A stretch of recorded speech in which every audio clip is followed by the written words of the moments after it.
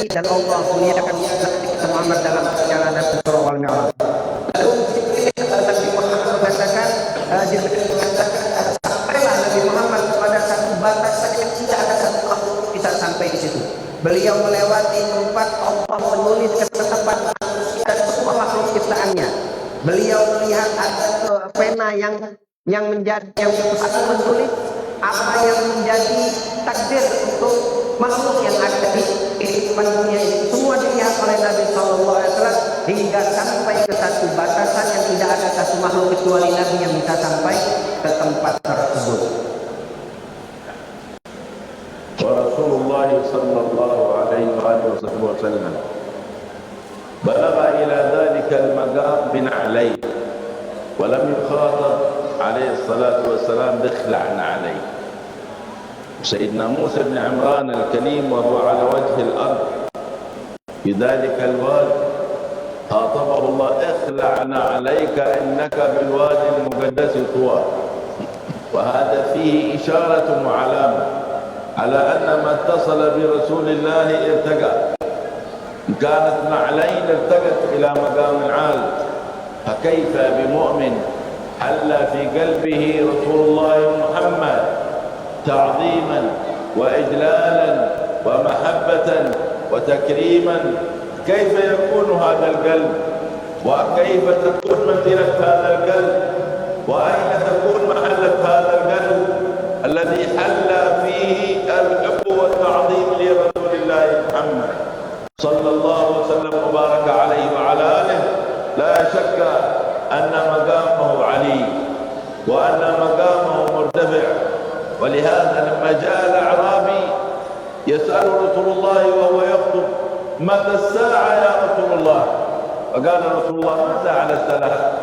قال يا رسول الله ليس كثرة صلاة ولا صيام ولا صدقة ولكني أحب الله ورسوله.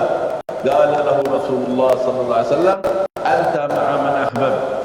ما دام أن القلب مليء بمحبة الله ورسوله أنت في أعلى مقام، والمؤمن والمرء مع من أحب. بهذا إذا اجتمعنا على ذكر سيرة رسول الله وعلى ذكر إسراء ومعراجه وهذه المعجزة العظيمة محبة لرسول الله وإيمانا بالله وبما جعل الله من الكرامة لرسول الله، كانت الفائدة العائدة محبته وتعظيمه في قلوبنا. فإذا اتصلت القلوب بالمحبة لرسول الله اعتلت إلى مقام عالي. وحاشا الكريم أن يخيب من أحب الله ورسوله أو أن يضيع من أحب الله ورسوله.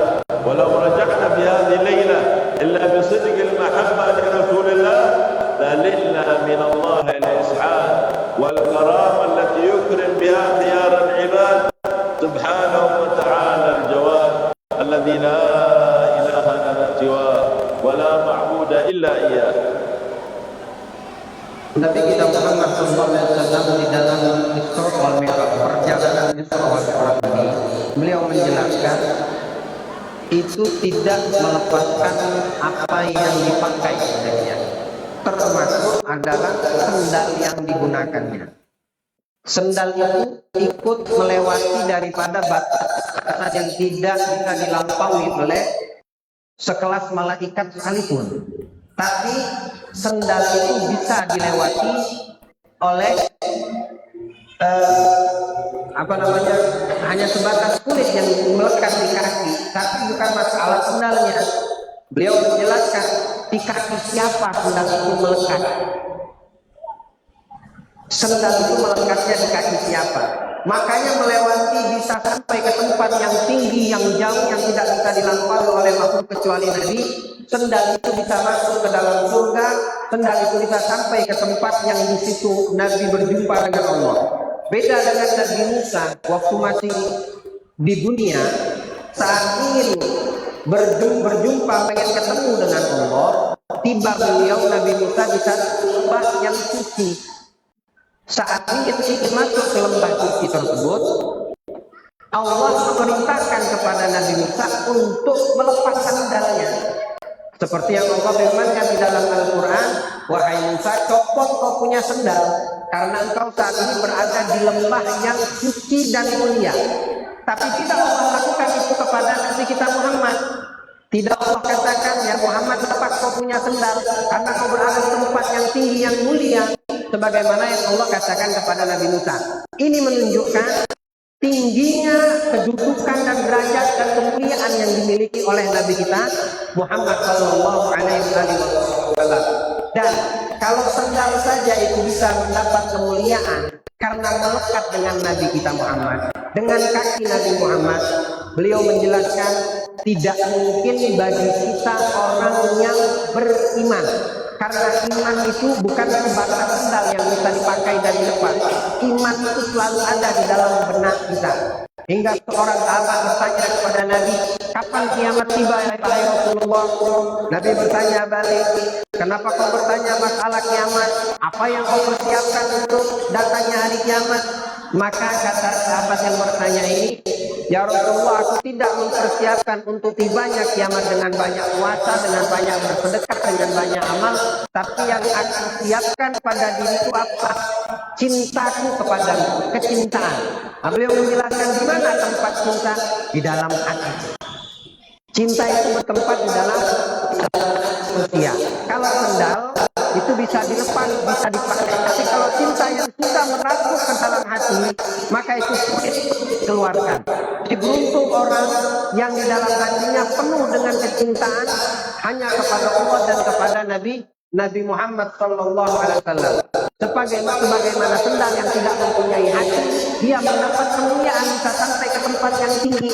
Tapi orang yang di dalam hatinya mempunyai kecintaan kepada sang Nabi, maka dia akan dikumpulkan, kata Nabi, bersama nanti di hari kiamat bersama orang-orang yang dicintainya. Oleh sebab itu, ini momen kita memperingati Isra wal Mi'raj ini adalah salah satu sebab sarana untuk menimbulkan rasa cinta tersebut di dalam hati kita kepada Allah dan kepada Nabi kita Muhammad sallallahu alaihi wasallam. Semoga Allah memuliakan kita dengan cinta tersebut.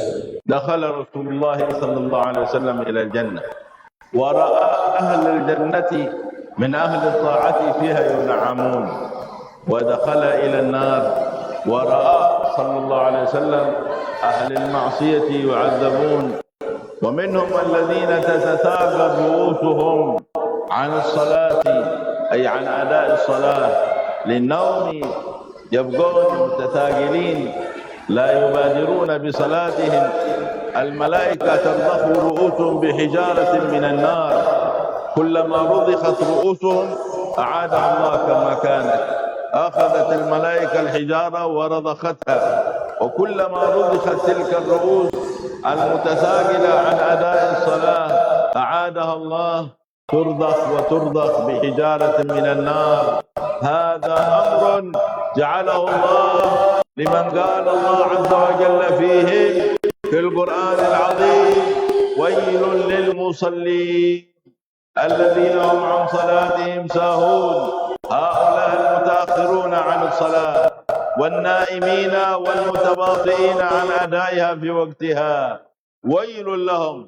والويل هو وادي في جهنم لو سيرت فيه جبال الأرض لأذابها في أقل من طرفة عين لشدة حرارته. فعلينا أن ننتبه من الصلاة وعلينا أن ننتبه من أدائها في وقتها وأن لا نشتغل بأشغال الدنيا عنها ولا نتغافل عن أدائها في أول وقتها بأركانها وشروطها واجتناب مبطلاتها وسننها وهيئاتها. فهذا أمر الصلاة أمر عظيم. Beliau menjelaskan bahwasannya Nabi Shallallahu Alaihi Wasallam di dalam Mi'rajnya masuk ke dalam surga dengan Jibril alaihissalam dan beliau melihat banyak kenikmatan di dalam surga yang sudah Allah persiapkan untuk para penghuninya. Lalu beliau juga dibawa dan diajak oleh Jibril untuk berkeliling di dalam neraka. Di situ beliau melihat banyak sekali yang telah dipersiapkan oleh Allah Subhanahu wa taala terhadap macam-macam bentuk siksaan dan azab yang sangat pedih dan keras. Lalu Nabi melihat ada gambaran di dalam neraka orang yang disiksa, yaitu dilempar dia punya kepala dengan batu dari neraka hingga membuat hancur kepala berikut isi-isinya. Tapi subhanallah, setelah kepala itu hancur, dikembalikan sebagaimana semula oleh Allah Subhanahu wa taala, kemudian datang dari arah yang lain batu panas dari neraka tersebut yang menghantam kepala ini hamba Allah dan membuat hancur, dan seterusnya begitu keadaan ini manusia. Merasa kaget Nabi Muhammad melihat kejadian ini, lalu bertanya kepada Jibril, ini apa dan siapa? Maka Jibril menjelaskan, ini orang dari umatmu yang gambarannya waktu masih hidup di dunia berat mendirikan sholat atau sujud kepada Allah Subhanahu wa taala. Nanti mereka gambarannya seperti ini, kata Jibril, dan itu bagian daripada umatmu, karena perintah sholat ini termasuk yang sangat diperkuat oleh Allah kepada Nabi kita Muhammad, hingga dalam sehari malam itu dari 50 menjadi 5 waktu. Adapun umat-umat sebelum Nabi kita Muhammad itu ada yang 1 hari 1 waktu, 1 hari 2 waktu. Dikhususkan kemuliaan ini karena besarnya ini nilai sholat untuk kita umat Nabi sehari semalam 5 waktu. Nah, orang yang berat, kata beliau, mungkin dengan sebab malas, dengan sebab sungkan bangun dari tidur, intinya hatinya berat untuk mendirikan itu sholat, seperti yang diandagilah nanti keadaannya di hari kiamat. Semoga Allah melindungi kita daripada itu. Ya, ada beliau membacakan daripada firman Allah, celaka orang yang mendirikan sholat. Sebetulnya kan orang yang mendirikan sholat dia bukan celaka, tapi Allah mengatakan siapa ini orang yang celaka, walaupun dia mendirikan sholat, mereka itu suka akhir sholat. Nantilah, masih ada waktu, masih panjang waktu. Walaupun dia mendirikan itu sholat, tetap dia akan mendapatkan kecelakaan. Apalagi yang meninggalkan sholat. Maka beliau mengatakan, jaga sholat dengan sebaik-baik penjagaan.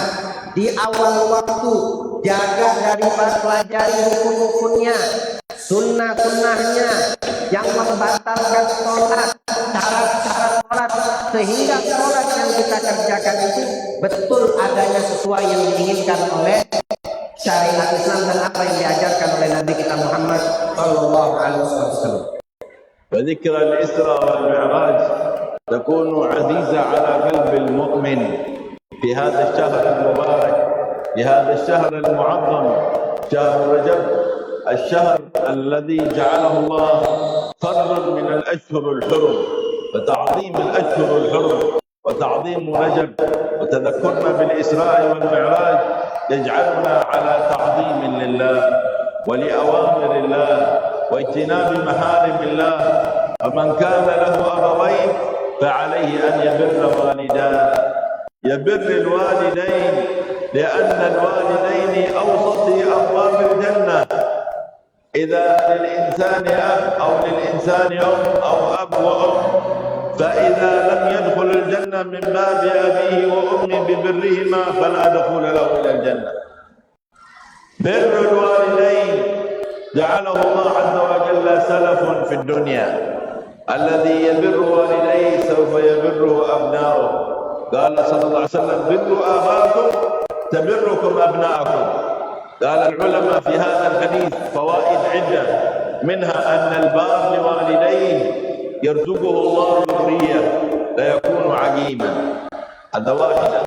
الثانية أن أولاد الله عز وجل يتولى هدايتهم، فكما أنه بر والديه تكون الهداية في قلب أولاده حتى يبروا. ثالثها أن الله عز وجل يمد بر الوالدين بطول العمر. الإنسان يحتاج إلى بر أبنائه إذا ضعف وإذا كبر وإذا بلغ به في السن مبلغا عاليا، يحتاج من يكون بجانبه ومن يخدمه ومن يعينه. فمعنى ذلك أن بار الوالدين هو الذي يمده الله بطول العمر، وبر الوالدين كذلك مفتاح للرزق. إذا رأيت في هذه البلاد من وفقه الله وفتح عليه في الرزق وأعطاه الله عز وجل خير كثير، اعلم أن هذا أول سبب قد يكون بدعوة أبيه أو أمه. فعليك أن تستغل والديك وتعلم أنهما من أعظم الكنوز ومن أعظم ما أكرمك الله عز وجل. ولما كان كذلك قال الله عز وجل في القرآن الكريم: واشكر وأن اشكر لي ولوالدي. قال الله عز وجل شكره بشكر الوالدين، أن اشكر لي ولوالدي وإلي المصير. Kita saat ini masih berada di penghujung bulan yang sangat mulia di sisi Allah, yaitu bulan Rajab. Di sisi kita harus memperbanyak memohon ampun kepada Allah, istighfar dan kembali kepada Allah Subhanahu wa taala di bulan ini. Hendaknya kita berupaya untuk berbakti kepada ibu dan bapak kita. Karena amal bakti seorang anak terhadap kedua orang tua ini satu amalan ibadah yang sangat mulia di sisi Allah Subhanahu wa taala. Tidak mungkin, kata beliau, seorang anak tidak mempunyai sifat bakti baik kepada keduanya atau kepada salah satunya mana yang masih hidup. Hatta orang tuanya telah meninggal dunia, tetap seorang anak akan menunjukkan baktinya kepada ibu dan bapaknya, apalagi kalau masih hidup. Dan beliau katakan, tidak mungkin seorang anak itu masuk ke dalam surga kalau selama hidup orang tuanya dia tidak berbakti kepada ibu dan bapaknya. Artinya tidak mungkin seorang anak itu akan mudah masuk surga selama orang tuanya masih hidup dan dia tidak mau berbakti atau menjadi anak yang soleh di mata orang tua, kedua ibu dan bapaknya. Dan orang yang berbakti, anak yang berbakti kepada orang tua, itu kata beliau pasti Allah akan menjadikan anak keturunannya akan berbakti kepada dia kelak. Karena ini ada hadisnya, Nabi menjelaskan, berbaktilah kepada ibu bapakmu, kepada orang tuamu. Niscaya kau punya anak akan berbakti kepada dirimu ketika kamu sudah menjadi orang tua. Daripada amalan bakti anak kepada orang tua, beliau menjelaskan ada beberapa faedah keutamaan yang didapatkan dengan sifat bakti kita kepada orang tua. Pertama, anak yang berbakti kepada orang tua mesti nanti anaknya itu akan dijadikan orang-orang yang mulia di sisi Allah dengan ilmu, karena berkat doa dari ibunya atau dari bapaknya. Walaupun bapak dan ibunya bukan orang berilmu, tapi Allah akan memuliakan anaknya menjadi orang yang berilmu. Kemudian kalau kamu melihat yang kedua, nanti dia punya anak, keturunannya akan Allah selalu beri penjagaan. Anak keturunan orang yang berbakti kepada ibu bapaknya itu akan selalu di dalam penjagaan dan perlindungan Allah Subhanahu wa taala seumur hidupnya. Sebabnya apa? Si anak ini berbakti kepada ibu dan bapaknya atau salah satu jika masih ada. Lalu beliau menjelaskan, tidak mungkin kamu akan mendapatkan jika orang itu dibukakan pintu kemudahan rezeki yang begitu luas, harta kemudahan urusan itu dengan gampang didatangkan oleh Allah, mesti ada tempat itu tidak lain ini anak berbakti kepada ibu bapaknya. Orang yang berbakti, anak yang berbakti, rezekinya dimudahkan sama Allah. Kesulitan-kesulitan diangkat oleh Allah, digantikan dengan kemudahan dalam segala urusannya. Itu diantara faedah berbakti kepada ibu dan bapak. Dan ini anjuran ini berbakti, perintah bakti itu sebagaimana wujud syukur seorang hamba kepada Allah, seperti yang Allah firmankan di dalam Al-Quran, hendaknya kamu bersyukur kepadaku dan berbakti kepada ibu bapakmu. Pertama syukur kepada Allah, dan wujud syukur kepada orang tua adalah berbakti kepada kedua orang tua kita. فمعجزة الإسراء والمعراج عزيزة على قلب كل مؤمن. نسأل الله عز وجل أن يعيدها علينا سنين عديدة وأعوام مديدة في خير وعافية ونحن على طاعة الله ثابتين. Dan Isra Mi'raj ini adalah salah satu momen yang sangat istimewa yang membuat hati orang-orang yang beriman yang mencintai Nabi Muhammad akan menjadi lebih besar kecintaannya. Dan kita memohon kepada Allah Subhanahu wa taala agar peringatan momen-momen seperti ini setiap tahunnya selalu ada di dalam benak umat Islam dan orang-orang yang beriman untuk memuliakan daripada Nabi kita Muhammad SAW supaya kita menjadi hamba Allah yang dimuliakannya. Wa yaj'al barakata lana wa lakum ajma'in. Dan semoga Allah memberikan keberkahan daripada momen ini untuk kita dan semua umat muslim semuanya. Bima baqiya min syahri Rajab bil iqbali ala ta'atillah wal mughanamah li mardati maulana ta'ala bil mudhi ala ma yuhibbuhu minna min aqwalina wa af'alina. Semoga Allah memberikan keberkahan untuk kita dari sisa-sisa terakhir bulan Rajab yang ada di hadapan kita ini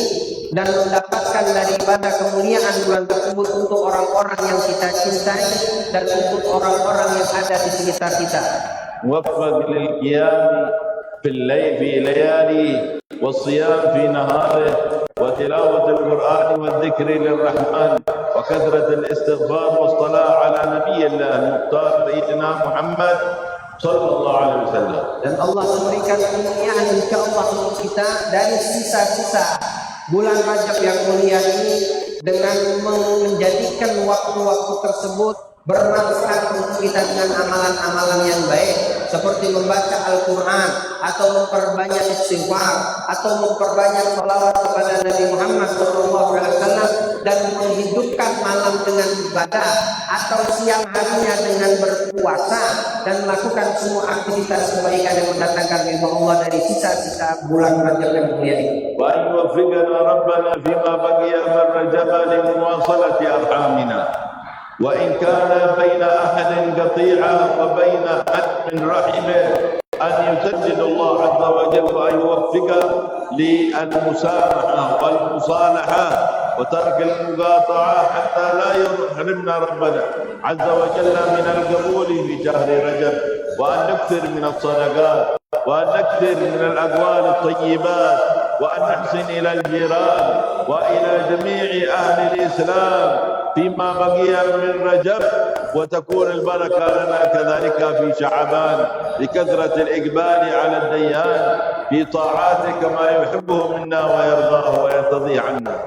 Allah menjadikan sisa dari Rajab ini kemuliaan terbentangkan untuk kita dan dimudahkan untuk kita melakukan segala macam amal kebaikan dari semua yang mendatangkan ridha Allah Subhanahu wa taala dan membuat bahagia Nabi kita Muhammad sallallahu alaihi wasallam. Serta Allah memberikan umur yang berkah dan panjang untuk kita. Kemudian sampai kita kepada bulan yaitu bulan Nabi kita Muhammad sallallahu alaihi wasallam dengan kita memperbanyak bersolawat menyebut nama beliau sallallahu alaihi wasallam di bulan tersebut dan menjadikan semua umur kita diberkahi oleh Allah dengan amal-amal yang bermanfaat yang baik yang mendatangkan sifat terpuji di bagi Allah Subhanahu wa taala. Hatta la yarid alaina Ramadan illa waqad nawwara Allah qulubana. نور اللهم قلوبنا في رمضان بالنشاط في طاعتك بالصيام والقيام وبترك الآثام واجعلنا ممن قبلتهم في رجب وشعبان ورمضان وأعنتهم على طاعاتك من الصيام والقيام وكل ما تقتضي عنهم يا عزيز يا علام يا ذا الجلال والإكرام يا أرحم الراحمين. Jika kita yang berkenan dan sampaikan Allah sampai bulan Ramadan menghidupkan daripada bulan suci Ramadan dengan memperbanyak tilawah Al-Quran, menyambung silaturahim antara sesama dan melakukan amal-amal yang mendatangkan ridha dari Allah Subhanahu wa taala. بارك اللهم في اندونيسيا كلها وفي هذه البلاد بخصوصها بهذا المسجد المبارك الذي نحن فيه واجعل هذه البلاد آمنة مطمئنة ولي عليهم الأخيار اصرف عنهم الشر والأتراف وطوارق الليل وعثرات النهار واحفظنا والحاضرين جميع آبائنا وأخواننا وأقربائنا وأهل هذه بلال وفقنا للطاعة واحفظنا من المعصية واجعل اجتماعنا هذا اجتماعا مرحوما وتفرقنا من بعد تفرقا معصوما ولا تجعل فينا ولا منا ولا معنا شقيا ولا ماثوما ولا مبعودا ولا محروما واجعلنا من خواص عبادك تحينا في عافية توفنا بالعافية واجعل آخر كلامنا من الدنيا لا إله إلا الله محمد رسول الله حققنا بحقائقها وزدنا طرائقها واعلنا يا مولانا في مراتبها واحفظنا من نواقضها يا ارحم الراحمين واخر دعوانا ان الحمد لله رب العالمين سبحان ربك رب العزه عما يصفون وسلام على المرسلين والحمد لله رب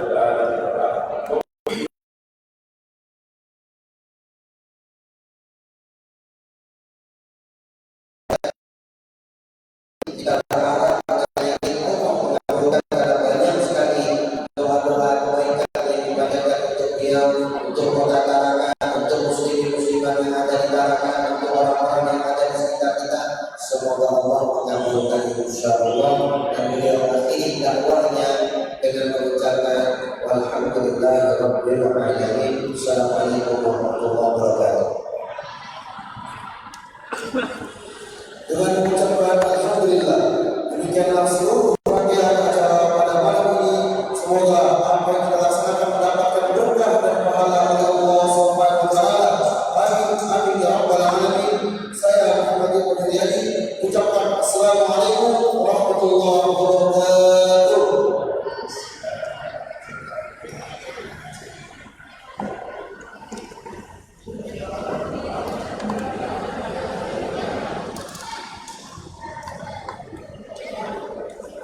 Untuk jamaah yang ketinggalan kunci motor bisa mengambil Pak. Terima kasih.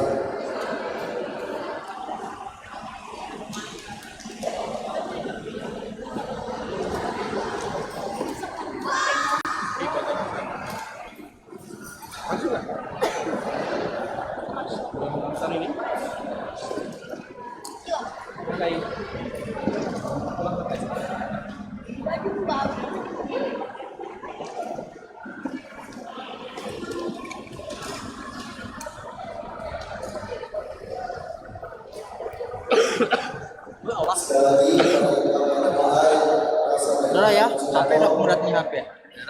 Ini jadi aku bro.